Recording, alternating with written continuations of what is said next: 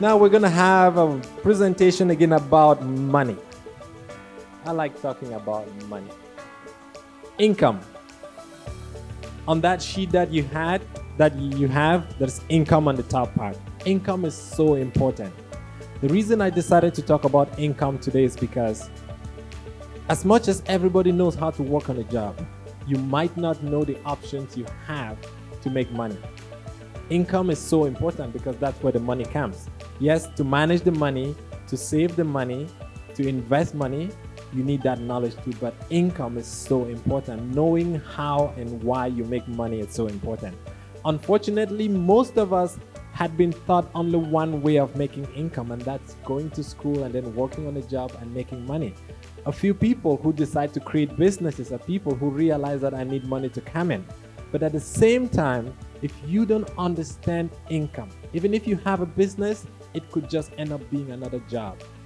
I know business people who are self-employed, work 5 days or 7 days a week, never have spare time because they have to keep their business going, and they just end up burning out. So having a business does not mean that you understand income.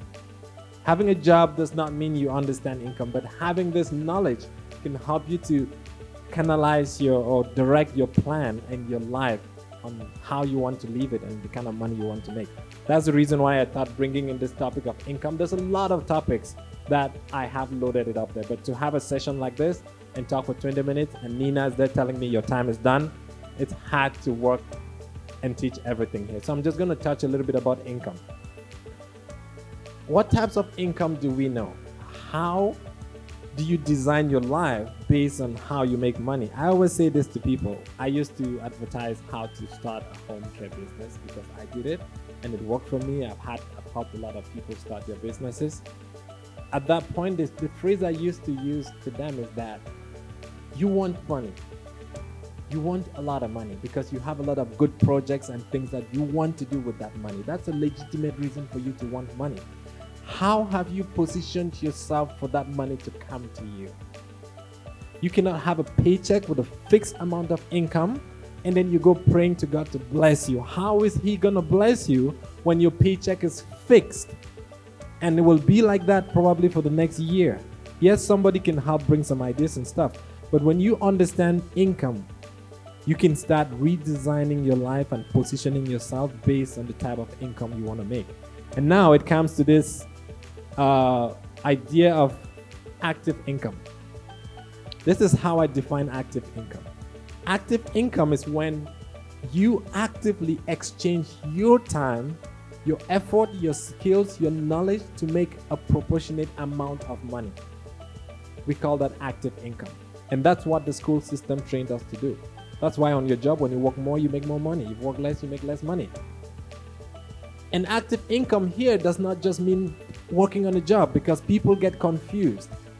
If you are in a business where you have to get the business going for money to come in, it's active income because you're still exchanging your effort and time for money. But when you know this and you have a financial strategy in place, and this is what I tell people, it's okay to have active income. But having that knowledge and having a financial plan, you can now see how to manage your active income so that eventually you can save some money because you cannot save money without knowing money and how to manage it and then generating the other forms of money that I'm going to be showing now. The next form of money is residual income. Literally, and from the books, residual income would mean that you spend all your money, you do everything, and the one that is left residual. But in the financial world, residual income is more like money that you generate without a proportionate investment of your time, your effort, and your money.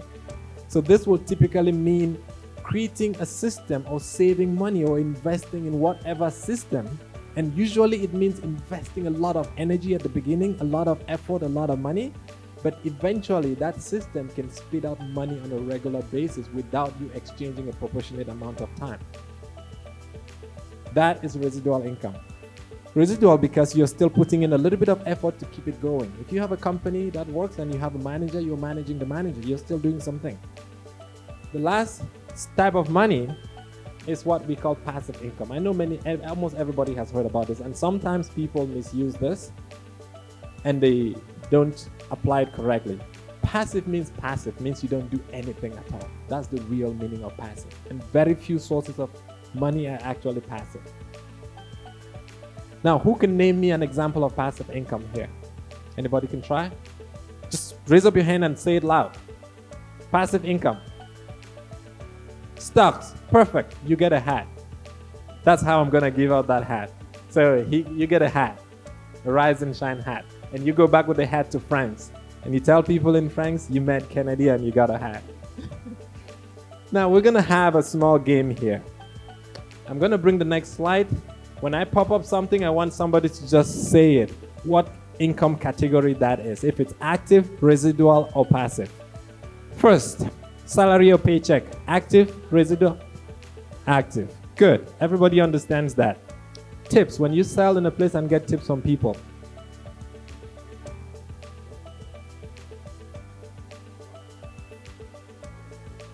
It's active because it depends on your communication, how the people love you, how you treated your client. They give you a bigger tip. If you don't do it, it doesn't come in, right? Now, when you buy rental property and you get cash flow, positive cash flow when you've paid everything and get that positive cash flow coming in, is it active, residual, or passive? Good. I like the fact that we have different perspectives because that's how you challenge your brain and finally you're getting clarity in some things. Now, I do real estate. When you invest in real estate, just to mention another thing, on the Rise and Shine University, I have a finance lingo section where I give all the definition of all the financial terms so that you get used to knowing these words and what they mean. Because your language has to change when you start understanding money. Words like dividends. What does dividend mean? What does this mean? What does that mean? If you don't know the definition and understanding of these things, you will never take advantage of those things. And they are super easy. Trust me, there are things that we learned in school that are very difficult than learning financial literacy. Financial literacy is like ABC if you just invest a little bit of time. Now, when you buy a property and you get cash flow, I call it residual income because you have to manage the tenants, you have to do a few things, but you get the cash flow coming in at the end of every month. It's not like you give it out completely. If you give your property to a property management company and they manage everything and put the money in your account, that's passive income. They do the management for you. Stocks, he already said it. When you invest in stocks, it's passive. I cannot go into the details now because we don't have time, but on the platform, on the Rise and Shine platform, I have advantages and disadvantages of each income type. They all have their advantages and disadvantages. For instance, when you have passive income, you can predict and know exactly what money you're getting and you can plan against that. In most cases, residual and passive, you don't have control. Your level of control is lesser. When you invest in stocks, you don't control how the stocks go up or go down. You just check it and you see what's there. That's one of the disadvantages, but it's passive income, which is great too. So it's by knowing all this and having all these tools that you can decide to know to use whatever tool you want to based on how you want to live your life. For me personally, I fantasize about financial freedom so much. If I did not become financially free, I wouldn't teach it. I just thought of waking up one day being free and not having to do anything and deciding what to do with my life. I fantasized about it. I remember having the first client in my home care business and then thinking that I'm making $8 when this person is working. If I could just get 10 people, I would be making $80. And I was like, I'm going to do everything possible to get 10 people to work that hour. And once you have that strong desire, you don't have to know how. The how comes after. So I want you to be the kind of people who start something and say, yes, I'm going to do it, and then figure out how you're going to do it. But you have to say yes to that idea first. Commission. Commission, is that active income, residual, or passive? Good. How do you get a commission? By selling something. If you don't sell something, would you get it? So you simply exchange for getting, right? And now you start seeing where some businesses that depend on commission, say you're a real estate agent selling houses and stuff, if you don't have a plan, a design, to see how to turn that active income into residual income. You could make a lot of money your whole life and end up just ending without money. Sometimes I make jokes when I coach people. I say, selling houses will make you a living. Owning houses will make you a fortune. Right? But if you can sell houses and at the same time own, now you're a genius. Right? So it's by understanding this thing and having a personal plan. Self-employment income. It's active. I'm glad that we can all understand it's active. Income from an established business, which is not a self-employed income, because self-employment means that you're running a business, but you're the person running the show. An established business, just like Rich Dad Poor Dad puts it in that quadrant, you have now created a system where people work and you just have to probably be the manager. That becomes residual, but if you completely don't do anything, it goes to passive. So the goal here is to have active income coming, understand active income, have a management system in place so that someday you can have a little bit of money to put aside and either invest or create a business that can generate residual income. And at the same time, while you're generating residual income, you find ways of generating passive income so you can become financially free someday. That's the strategy. Now, I brought this here just to touch a little bit about solo versus entrepreneur. Most businesses die because they end at the level of small business. Everybody says, I'm a small business owner. We call them small business owner. I want you from today to stop calling your business a small business owner. Just change perspective. Call it a business. When you call it small business owner, you're sending that signal that you're small, and in most cases, your mind interprets it into reality and you stay small. Just call it a business. It's not easy to start, even if you have just one employee or somebody working for you.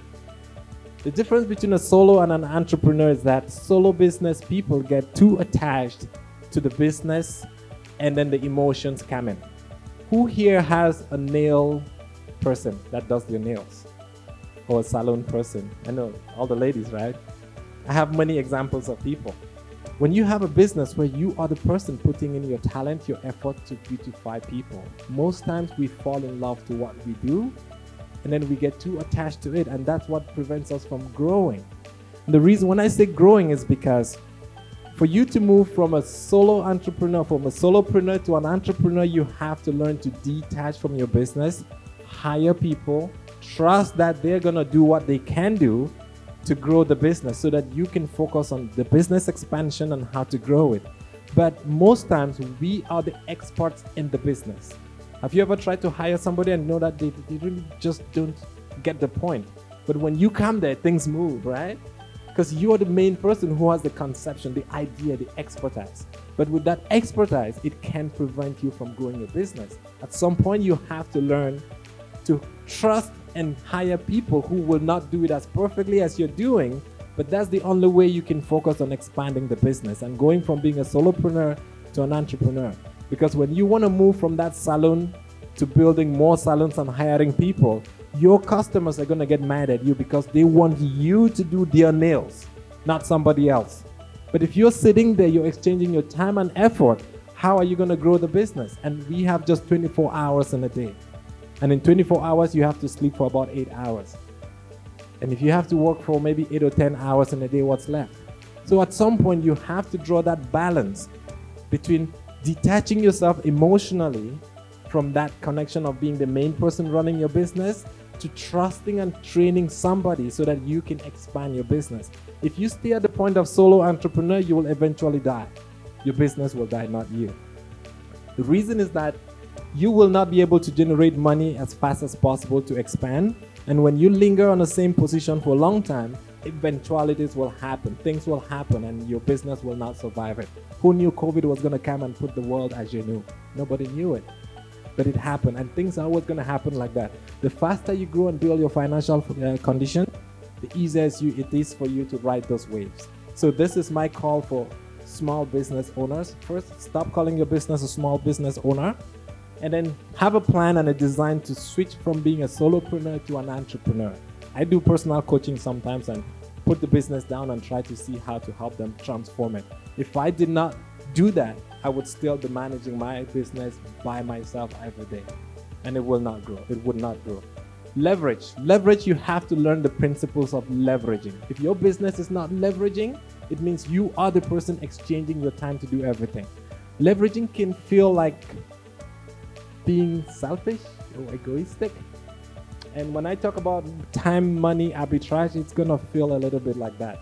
But that's the reason why I say we train a lot in emotional intelligence, so that you don't just live according to your emotions, but you take control of your emotions and control them. Leveraging means that you have to build a system that can take advantage of other people's efforts and time to contribute to your benefit. And if that system also contributes to their benefit, then you're a genius. So I tell people that I'm going to get all the money I want to get, but I'm going to get it in a way that everybody I interact with gets more money too. So that's not selfish, but I'm leveraging from their effort. And at the same time, helping them to make money. And if they can know how to work with that money, they grow up tomorrow too. That's where leveraging comes in. Time, money, arbitrage. I will put that in one sentence. I'm not sure you will find this in so many places. It simply means that invest your time to make money and then use that money to buy other people's time. Then you become financially free. Because in reality, I find life and quality and wealth to be having time to do the things I want to do. If you have money and have no time, it doesn't make sense. If you have time and don't have money, you're outright broke, right? So if you can have money and have the time, you can go dance in salsa, you can go relax in Mexico, you can go to Africa and take on some projects to develop things and stuff. You can do many other things. So the idea of having time and money is so important if you want to take on big goals. So you have to learn the idea of using your time to make money. And when you make that money, how do I reinvest this money or put this money to buy somebody else's time? When you create a business, you hire somebody. That person works, you benefit from that person's money. And that person is also making money in the process. If they are smart with their income, tomorrow they will create a business too and hire another person. So you are creating a cycle of job creation, and which means you're leading to the betterment of the economy better. Because somebody said, Kennedy, not everybody's meant to start a business. Not everybody's meant to do this. And if everybody start a business, who's going to work for who? And I explained to them that when you start a business, everybody gets out of school and works on a business. When they work on a business and can manage their finances, and this is for people who want to start a business, it's okay for you to work on your job your whole life. But if you still invest your money and have money coming in, you will work on the business because that's your passion. You love doing that thing you do. You like consulting, counseling people. You like helping disabled kids. You like working with old people. That comes out of passion, not for the money. It's a different thing when I go to work and I know that I have my investment, I have my stuff. I can quit this job when I like. If they fire me, I'm still going to be doing good. That's a different perspective. So that's the time, money, time arbitrage. I cannot go into the details now because we're running out of time. And then I will just go through this quickly. It's called the immigrant cycle. Again, my apologies if you don't identify as an immigrant, but I thought it was good to bring this so that people can identify where they are on that cycle. I personally studied how most immigrants go through their lives when they travel, and I saw how it is. I spent about 1 or 2 years studying people, how immigrants leave this place. Why is it that people work so hard and they don't get money sitting in their bank account? How do people get trapped into the system of running a rat race, running into that thing? And that's how I got to learn these things. So in the immigrant cycle, when a newcomer comes, they usually have a home that hosts them, somebody that brings you in and lives with you for a couple of weeks or months for you to settle in, get all your papers in place, and then you look for your own place. Usually that person is more like your mentor because they are the ones telling you how it happens in this place, and you trust them because they've been here for a long time. And when that immigrant stays with that person, the first goal is to get their things done. When you come here as a new immigrant, the bank gives you a credit card immediately. Sometimes we come from backgrounds that we've never used credit cards before, but you get a credit card immediately without a lot of education, and then the goal is to get your first job. And so you open a bank account, you get a first card, and then your first job is usually a degrading job. Who here came from their country and got a job that met their standard directly? Who did that? Good. You have to just go out and take an Uber, take something and ask the Uber guy, what did you do in your country? He will tell you, I was an engineer, I was this, I was that. So the system does it in a way that we get degrading jobs that make you feel like you've compromised your dignity so much. And at that time, your brain wants to catch up. You're asking yourself, what else can I do to meet up? When I came from Africa, I worked as a healthcare aide, taking a disabled person to the mall every day, sitting there the whole time, wondering if is this life. I could not tell people back home what I'm doing here. And I remember when I was back there, they used to say, you don't ask somebody who's abroad what they do for a living. Because in most cases, it's a degrading job. And the system actually has been designed that way. And the whole point of this is that when that person is at that point, they are trying to get out of here, but usually they don't get the right people to give them advice. The advice they get come from other immigrants that have been here for a longer time. And interestingly, who are still struggling too, but they give advice. It's like one struggling person helping another struggling person, right? So that's where the idea comes from. The idea comes from older immigrants. Older, I mean you've been here for a long time. It's not about age. And then it's usually going back to school. Go do social work. You'll make a lot of money. Go to Bow Valley. Nursing is what is paying in this country, right? And now talking about nursing, let me tell you one thing that interested me in my business. In my business, I get people applying for jobs. It shocked me when I got a registered nurse. And on their resume, they were a retired registered nurse who had worked with with Alberta Health Services. And now they're looking for a healthcare aide job because they're retired. I'm sure you've gone to Walmart and you've seen some retired people working there. What shocked me at that moment was that this person started as a healthcare aide, and they thought that LPNs were the one making good money. They went back to school, became LPN, worked, and the money was not there. They thought registered nurses were the ones making money, went back, became a registered nurse, and worked till they retired. And after retirement, they still could not live a good life, and now coming back to apply for a healthcare aide job. That's when I knew something is missing. If I can help more people not go through that cycle, I will be happy. They go to school, and at that point, the school gracefully gives you a student loan. They even encourage people to take student loans in this country. They give you incentive. They even tell you have a grant. You'll not pay part of it, right? And that's usually one of the first traps, because at this point, a student loan is there, and that credit card you got from here is there. Usually here, I remember getting a credit card, and that lady gave me very little information, and at the end, he told me, as long as you pay your minimum payments, you're fine, which is usually very limited information. So when you go to school here and you graduate, we come celebrate your graduation, we throw your hats in the air, big party. I know the past couple of weeks, there's been graduations everywhere, right? But now you're coming out of school with a student loan and stuff. And then that's where a car comes in. Now that you've graduated, you need a good job, and in most cases, this city has been designed in a way that you need a car to go around, especially with winter and the way the roads are. And the easiest way to get a car is to go to dealership. When you graduate from school, the dealership person just needs proof of that. You sign here, take that brand new car. So the car loan comes in. So at this point, you have a student loan, credit card debt, and then a car loan. You're still going the process. Again, when I'm putting this, is so that some people can see where they are or potentially where they're going to go if they don't become aware of this thing and don't get trapped. Wherever you find yourself in the cycle, you can always exit it with the knowledge you're learning. Now you get a new job. It's a full-time job. Everything looks good, promising. You know that I'm making good money. I can do this and that. And that's where the problem comes in. Because when people get to this stage, usually when we come here, we're not kids. Some of us are already married. Some of us have kids. That small basement that you live in starts feeling so tight. Start feeling so uncomfortable. Because you go for birthday party. Oh, you see these people's house. Their house is so beautiful. That pressure starts coming in to buy a house. And there are realtors and people everywhere convincing you, I'm going to make you qualify for mortgage.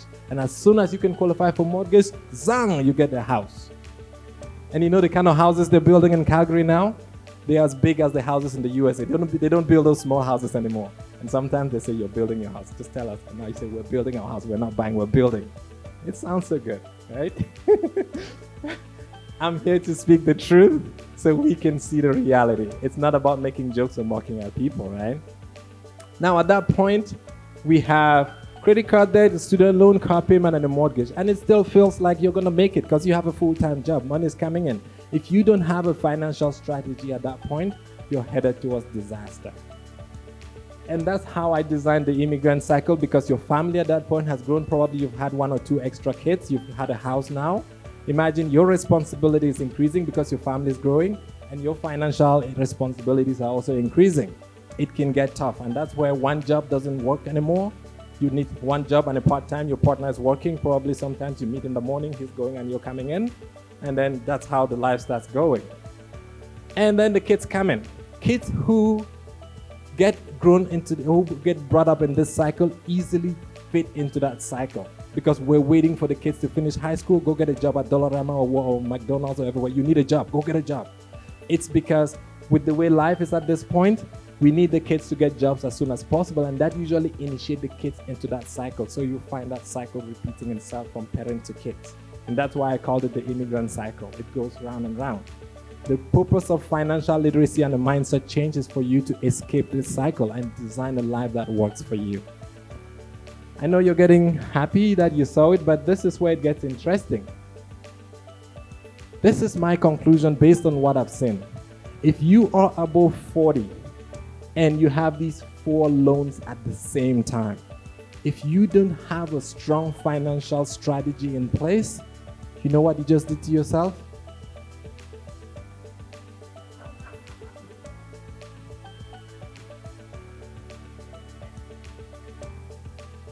Yeah, I know that sounds harsh. That's a very graphic image, but I wanted to put this so that you go back home with this image in your head. And I'm going to repeat it again. If you are above 40 and you have a mortgage, you have a car loan, you have student loans, you have credit card debt, if you don't develop and implement a strong financial strategy, you have just crucified yourself for the rest of your life. Why do I make this conclusion? How long is it going to take for that new mortgage to go to completion? 25 years. And you're 40. Add 40 plus 25, 65. What is 65? Retirement. So did you come here to pay for one house the whole your life and retire? And you're going to retire broke. That's the problem, because your whole money is going towards paying those mortgages. You don't have time to save and invest. And during those 25 years, you're struggling to pay the car loan, you're struggling to pay your student loan, you're struggling to pay this, and the kids are there, the family is growing. You need a financial strategy at that point. You need to find some place and invest time and money for somebody to help you. She had to go and invest and get coaching from Les Brown and all the bigger people. That's why I created a Rise and Shine platform, so that we can start that journey. I'm not here to sell the platform. I'm here to tell you that you need a financial strategy. You need a group that can help you go through. If school gives you textbooks and it's done, people would not do it. That's why you go to school every day, so that they repeat and show you how to do these things. So that's the immigrant cycle that I created, so that it can bring that awareness to people. It can wake people up to see at what stage I am. If you're still at this point where you're still a newcomer, good for you. But I know people who are stuck here, working day and night to pay for a house that they don't sleep in, and using the car that they're paying every month just to go to the work, because that's the main purpose of that car in the first place, not even enjoying it. And then struggling, not finding a way. So I want you to realize that having a system in place that you follow like a school, if we create this thing, it will be our own financial literacy school, which means you come here once a month to sit and learn about money and work on your finances. If you cannot sacrifice one day or one shift or maybe a few dollars to sit in a place like this, then maybe you've had everything figured out, or probably you're destined for this guy here. I don't want us to end here. The reason I talk a lot about immigrants is because immigrants are people who've had to give up everything at some point in their life for a chance to build a good life. Nobody comes here easily. It takes sacrifice. It takes a lot to come here. And for me to see people who've sacrificed all that just to end up in another slavish life, I call it slavish life because it's not far from it, hurts me a little bit.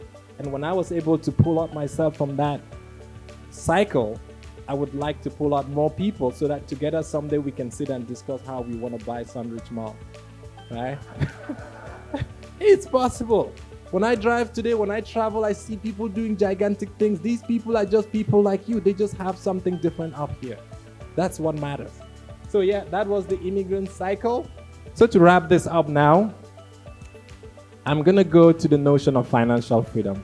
Why do I stress so much about financial freedom? The point is that And somebody told me this. Like I told you, everybody has a calling in them. We all have something that we can do better than anybody on this earth. Each and every one of us here have it. Somebody discovers that thing in soccer. Somebody finds their calling in art. Somebody finds it in music. Somebody finds it in business. Somebody finds it in doing whatever. But I know that many people will not touch and find their calling, their gifts, because they are too distracted. And I tell people, if you quiet yourself from the distractions, you will find your calling. That's why every high-level successful person has a lot of calm and time to meditate and think about stuff. And the number one distraction I know that people have is money and how to put food on the table and take care of your family. It can keep you so busy that you don't see the days passing, the weeks passing, the months passing. You never have that quiet moment to think, what did you come to this world to do? So my idea of pushing people to have a plan for financial freedom is because when you get to that point where you've solved your money problems, you start creating that calmness in your life where you develop, I call it mental space, for those ideas to come down to you and for you to implement them. That is the reason for financial freedom. And now, I already talked about financial freedom, and now I'm going to talk about the financial freedom formula. This is so basic that your kid might be so surprised that mommy and daddy is learning this. Honestly. What's the formula for you to become financially free? It's 1, it's 2, and 3. That sounds stupid, right? How can I say formula for that? Now, 1 stands for earn. To become financially free, you need to earn money. For you to earn money, you need to understand money and know the types of income and how to generate them, right? That's where it goes back to. You need to earn money. And once you've earned money, you need a financial management strategy in place. You need a budget to manage your money, see how you're going so that you can save money. The second step is saving. You cannot save money if you don't know exactly how much you spend and why your money is disappearing every month, and how to restructure your life and live below your means so that you can save a little bit of money every month. From my training and the coaches I've worked with, if you cannot save at least 10% of your total income every month, you are doing something wrong. 10%. And I like working with percentages because if you make $5,000 a month, you just need to figure out 10% of $5,000. If you're making $2,000, 10% of $2,000 is your limit. When I mean limit, that is the lower limit. You must save at least 10% of your income monthly, at least. If you can do more, fine. But if you have a lot of debt and student loans, you keep it at 10%. And you can only get there if you understand money and you have a money management strategy and a budget in place that you are using. So from today, remember, live your life like a business. Manage yourself like you're managing a business. A business does not go without budgeting. And now the last thing is what? Invest. When you've saved money, you have to invest. You have to find a place to keep it. That's why I want to build a network like this, because there could be time when now I've learned about money. Kennedy, I'm now making some money. How do I invest it? We'll have at that point maybe a real estate investment section that can help you. Maybe we'll have some stocks education section and things like that. But you have to go from earning, knowing how to earn, understanding money, saving. To save money, you need a financial management strategy in place and follow it like you're going to school. And then you invest to generate residual or passive income. How simple is that? It's so simple that it sounds crazy to be teaching it. But that's the secret. There's no magic from the sky. When you build that mindset thing and shift to this and can generate this, in a few couple of years, 3, 4, 5 years, you will find yourself financially free. It worked for me, it can work for anybody. I know that for sure. So that's the secret. That's what I want us to go home today. Save, invest, earn, save, invest. Can we all just say that together? Earn, save, invest.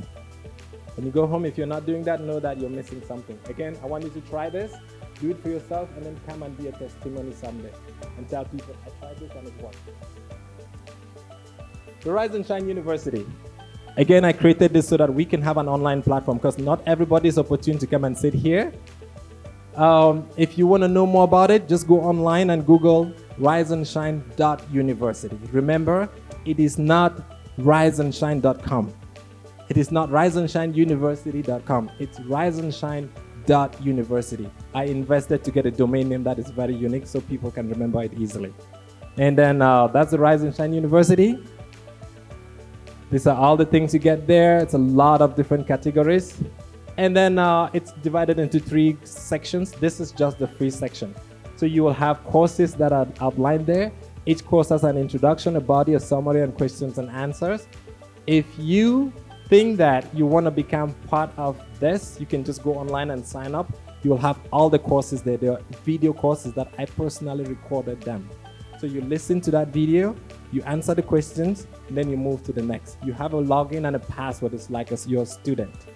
And then you can track your record and everything. And the good thing about being there is that you get all this content there too, which means regardless of where you are, and if you're not able to come sit here, that's why we have cameras recording this thing, because after this, they're going to process them and we're going to upload them there. So everybody who has access to that gets the in-person content. And now I was thinking about creating an in-person content too, an in-person system where we can meet monthly. If you feel interested that you want to be part of a Rise and Shine session where you will have access to the online but have this in-person interaction, then just meet my assistant outside, or there's some sheets in there, the colored sheets, if you want to enroll. If you enroll in because I did some estimate to maintain this place, it will cost about $100 each per person to have all the amenities we have here and have all the systems in the background. Again, if you cannot invest that money monthly for your personal growth, it means all the bills are taking all your money, and if the bills are taking all your money, it means you have something lacking that you need to learn. So if you're interested in something like that, you can meet her outside, you can contact me after this, and then I will see you next month. Because my goal is that next month, I meet these people to hire this place, rent. That would be working session. Now, today I touched everything, but with that session, it will be a detailed working session where at some point we can have interactions and personal conversations. That's what I'm trying to do.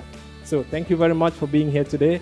I'm sorry we had to go over time, but if I did not give this thing out, I would go home feeling constipated. You get it? I had to just let it out. Thank you for your patience. And then look out, if you registered, I'm going to send you emails and text messages. I'm going to announce the next conference. Feel free to contact me personally and we can have a conversation. Thank you very much. Just clap for yourselves. We did great. Thank you, Margarita. Thank you to the camera people. Thank you, Amy. I want to hear the energy. Rise and shine. Now lift up your hands and say, rise and shine.